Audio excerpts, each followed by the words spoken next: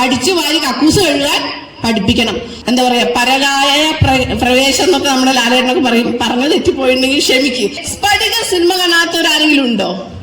പഴയ ലാലേട്ടന്റെ ഒക്കെ ഒരു സിനിമ കണ്ടിട്ടുണ്ടോ? കുറെ പേര് കണ്ടിട്ടുണ്ട്. അതിലൊരു ചാക്കോ മാഷ് ഉണ്ട് അല്ലെ, തിലകനാണ് നായകനായിട്ട് നമ്മുടെ ലാലേട്ടനാണ്. ചാക്കോ മാഷിന്റെ മോനായിരുന്നു, കണക്ക് മാഷിനായിരുന്നു, ഭയങ്കര കണിശക്കാരനായിരുന്നു. കാണാത്തവരൊന്നും പോയി കാണണം കേട്ടോ. പ്രത്യേകിച്ചും ടീച്ചേഴ്സൊക്കെ ആ സിനിമ ഉറപ്പായിട്ടും കാണണമെന്ന് ഞാൻ പറയുന്നു. തൽക്കാലം സിൽക്ക് സ്മിതനെ കാണണ്ട, സിനിമ കണ്ടാൽ മതി കേട്ടോ. അതിൽ തന്നെ ഏറ്റവും കണിശക്കാരനും വളരെ ക്രൂരനുമായിട്ട് പുറമെ ഒരു ഫാദർ ആയിരുന്നു ആര്, നമ്മുടെ തിലകൻ. പുള്ളിയുടെ വിഷയം മാത്സ് ആണ്. മോഹൻലാൽ ആണെങ്കിലോ മറ്റ് വിഷയങ്ങളിൽ ബാക്കിയുള്ള സയൻസിലും എക്സ്പെരിമെന്റ്സിലും ഒക്കെ ഭയങ്കരമായിട്ടുള്ള കഴിവുള്ള ഒരു കുട്ടി. ഇവൻ ഓരോ സാധനങ്ങൾ ഇങ്ങനെ ഉണ്ടാക്കിക്കൊണ്ടുവരും. ഇവന്റെ അപ്പനെടുത്തത് പള്ളേക്കളെ അടിച്ച് പറിച്ച് ആക്കി. പിന്നീട് എന്താ സംഭവിച്ചത്? നാട്ടിനും വീട്ടിനും വേണ്ടാത്ത ഏറ്റവും വലിയ താന്തോന്നിയായിട്ട് മോഹൻലാലും മാറി. പക്ഷെ അത് അച്ഛൻ തിരിച്ചറിയുന്ന ഒരു സമയമുണ്ട് അല്ലേ? ആ ഒരു സമയം, ആ ഒരു തിരിച്ചറിവ് നമുക്ക് ഉണ്ടാവാൻ പാടുണ്ടോ? ഇല്ല. അപ്പൊ ഒരു കുട്ടിയുടെ അഭിരുചിക്ക് അനുസരിച്ച് ആ കുട്ടിയെ മോൾഡ് ചെയ്തെടുക്കുന്നതിലാണ് യഥാർത്ഥത്തിൽ ആരുടെ കഴിവ്? നിങ്ങളുടെ കഴിവ്.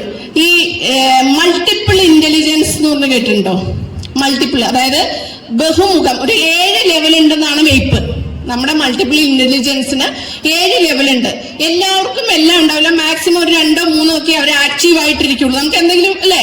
പക്ഷെ ബാക്കിയെല്ലാം കുറച്ചിങ്ങനെ ഒരു പാസീവായിട്ട് നിർത്തും. അതിൽ ആദ്യത്തെ 2 കാര്യം വിദ്യാഭ്യാസവുമായി ബന്ധപ്പെട്ടതാണ് എന്നുള്ളത് തന്നെ അതിന്റെ പ്രാധാന്യം നിങ്ങൾ മനസ്സിലാക്കണം.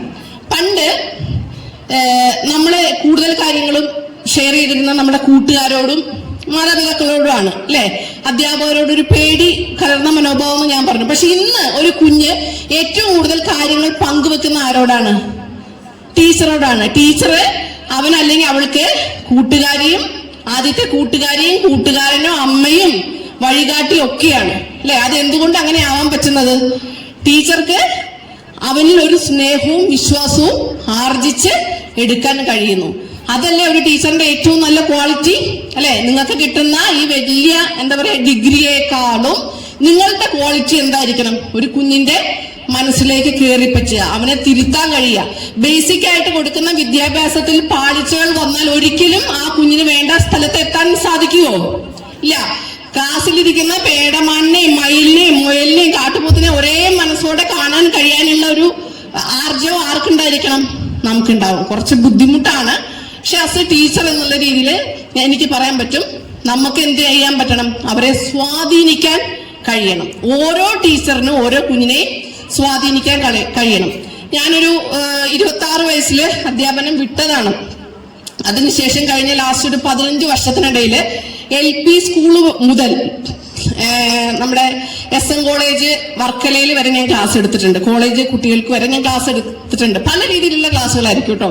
ക്ലാസ് എടുക്കാൻ കിട്ടുന്ന ഒരു അവസരം പോലും ഞാൻ പാഴാക്കാറില്ല. ഇന്നിപ്പോ ഞാൻ ഇത്രയും ദൂരെ പാലക്കാട് നിന്ന് ഇവിടെ വരെ നിങ്ങളെ കാണാൻ വന്നത് തന്നെ നിങ്ങളെ ടീച്ചേഴ്സ് ആവാൻ പോകുന്നതിന്റെ സന്തോഷത്തിലാണ്. ആ എടുക്കുന്ന ഈ 15 വർഷത്തെ കാലയളവില് ബിസിനസ്സാണ്, ഒരുപാട് തിരക്കുകളുണ്ടെങ്കിൽ ഈ ഒരു അവസരം ഞാൻ പാഴാക്കി കളയാറില്ല. എന്തുകൊണ്ടാണെന്ന് വെച്ചിട്ടുണ്ടെങ്കിൽ നമ്മളിപ്പോ ഏത് ഓഡിയൻസ് ആയിക്കോട്ടെ, ഇപ്പൊ LKG കുട്ടികളുടെ ക്ലാസ്സിലാണ് നമ്മൾ ഇരിക്കുന്നതെങ്കിൽ ഒരു 15 മിനിറ്റിനുള്ളിൽ ഞാൻ അവരുടെ മനസ്സ് കൈയെടുക്കും. എങ്ങനെയാണ്?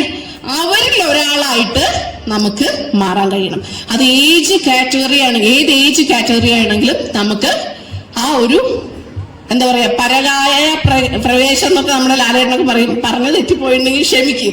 ആ ഒരു സംഭവം അതായത് അവരിൽ ഒരാളായിട്ട് മാറാൻ നമുക്ക് കഴിഞ്ഞിട്ടുണ്ടെങ്കിൽ അവർ നമ്മളെ വിശ്വസിക്കും, സ്നേഹിക്കും. പിന്നെ അവർക്ക് നമ്മളോട് മനസ്സ് പങ്കുവെക്കുവാൻ, അവരുടെ ആകുലതകൾ പങ്കുവെക്കാൻ ബുദ്ധിമുട്ടുണ്ടാവോ? ഒരിക്കലുമില്ല. അപ്പൊ കുഞ്ഞുങ്ങളുടെ മനസ്സിലേക്ക് കയറുക, അവർക്ക് നമ്മളോടുള്ള പേടിയും ആദ്യം മാറ്റിയാൽ തന്നെ കാര്യങ്ങൾ തുറന്നു പറയാൻ കഴിയും. ഇന്നിപ്പോ നിങ്ങൾ അറിയാലേ, മാധ്യമങ്ങളിലൊക്കെ നമ്മൾ നോക്കുമ്പോൾ സ്കൂളുകളിലാണെങ്കിലും കോളേജുകളിലാണെങ്കിലും ഇത്രയൊക്കെ നമ്മുടെ കാലം മുന്നോട്ട് പോയാലും പീഡനത്തിൻ്റെതായിട്ടുള്ള ഒരുപാട് കഥകൾ പുറത്തു വരുന്നുണ്ട്. നിങ്ങൾ ശ്രദ്ധിച്ചിട്ടുണ്ടോ? കഴിഞ്ഞ 3-4 വർഷത്തിനുള്ളിൽ ഈ പീഡന കഥകൾ, കുഞ്ഞുങ്ങൾക്ക് നേരെ വരുന്ന ഈ അതിക്രമങ്ങൾ തിരിച്ചറിയുന്നത് കൂടുതലും മാതാപിതാക്കളാണോ? അല്ല. ഞാനടക്കമുള്ള മാതാപിതാക്കളെക്കാൾ കൂടുതൽ കുട്ടികളുടെ ഈ പ്രശ്നങ്ങൾ തിരിച്ചറിയുന്ന ആരാണ്? അധ്യാപകരാണ്. കാര്യം കുഞ്ഞുങ്ങൾക്ക് ഏറ്റവും കൂടുതൽ സ്നേഹവും വിശ്വാസവും ആരോടാണെന്ന്? അധ്യാപകരോടാണ്.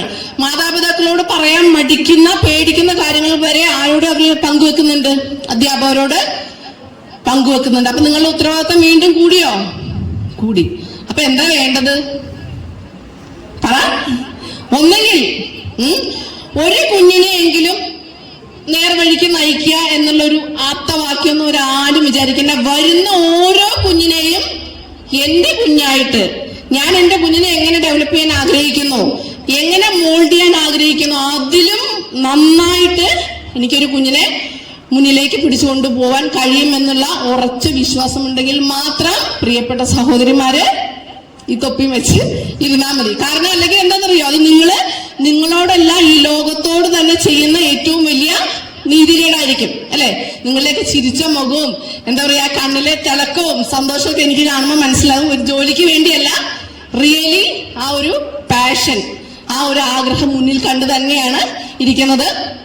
തീർച്ചയായിട്ടും ഞാൻ പറഞ്ഞത് ആരെങ്കിലും എവിടെയെങ്കിലും ശ്രദ്ധിക്കപ്പെട്ട എക്കാലത്ത് ഏറ്റവും നല്ല ശമ്പളവും നല്ല സൗകര്യം കിട്ടാനുള്ള ഒരു ലെവലിലേക്ക് നിങ്ങൾ വരട്ടെ. മാത്രമല്ല നമ്മളുടെ വിദ്യാഭ്യാസ സമ്പ്രദായം കുറെയൊക്കെ മാറാനുണ്ട് അല്ലേ. നമ്മൾ ഏറ്റവും കൂടുതൽ പഠിക്കുന്നത് എന്താ? കണക്കും ചരിത്രവും എന്താ പറയാ സയൻസും ഒക്കെ. ഇതൊക്കെ നമുക്ക് വേണ്ടേ? പക്ഷെ എന്റെ അഭിപ്രായത്തിൽ രണ്ടു കുഞ്ഞുങ്ങളുടെ ഒരു അമ്മ എന്നുള്ള രീതിയിൽ നമ്മൾ ആദ്യം പഠിക്കേണ്ടത് എന്താണെന്നറിയോ? സ്നേഹിക്കാൻ പഠിക്കണം, സഹായിക്കാൻ പഠിക്കണം അല്ലെ. ഒരാളുടെ കണ്ണുനീരിൽ മനം നൊന്ന് നമുക്ക് കരയാൻ കഴിയണം. നമുക്കേ നന്നായിട്ട്, നമുക്ക് ആൺമക്കള് പെൺമക്കളെന്നൊന്നും ഇല്ല അല്ലെ, നന്നായിട്ട് ഭക്ഷണം കഴിക്കാൻ ഇഷ്ടമല്ലേ? എനിക്ക് ഭയങ്കര ഇഷ്ടമാണ്. അങ്ങനെയാണെങ്കിൽ എന്ത് പഠിപ്പിക്കണം? നമ്മുടെ പിള്ളേരെ ഉണ്ടാക്കാൻ പഠിപ്പിക്കണം. എന്ത്? ഭക്ഷണം ഉണ്ടാക്കാൻ പഠിപ്പിക്കണം. നന്നായിട്ട് ഡ്രസ് ചെയ്യാൻ ഇഷ്ടമല്ലേ? അങ്ങനെയാണ് തുണി അലക്കാൻ പഠിപ്പിക്കണം. വൃത്തിയായ പരിസരത്ത് കടന്നുണങ്ങാൻ ഇഷ്ടമല്ലേ? അടിച്ചു വാരി കക്കൂസ് കഴുകാൻ പഠിപ്പിക്കണം. നിങ്ങൾ മറ്റെന്ത് പഠിപ്പിക്കുന്നതിനേക്കാളും മുമ്പ് നമ്മുടെ മക്കളെ എന്ത് പഠിപ്പിക്കണം? ഇങ്ങനെയുള്ള കാര്യങ്ങൾ പഠിപ്പിക്കണം. നന്മയുടെ, സ്നേഹത്തിന്റെ, സന്തോഷത്തിന്റെ ഒരു പുതിയ പുലരിയിലേക്ക് പിറക്കാനിരിക്കുന്ന നിങ്ങൾക്ക് ഓരോരുത്തർക്കും ഹൃദയത്തിന്റെ ഭാഷയില് എല്ലാ ആശംസകളും സ്നേഹവും നൽകിക്കൊണ്ട് ഈ ഒരു എന്താ പറയാ മഹനീയമായ കർത്തവ്യം ഞാൻ നിർവഹിച്ചോളൂ. നന്ദി, നമസ്കാരം.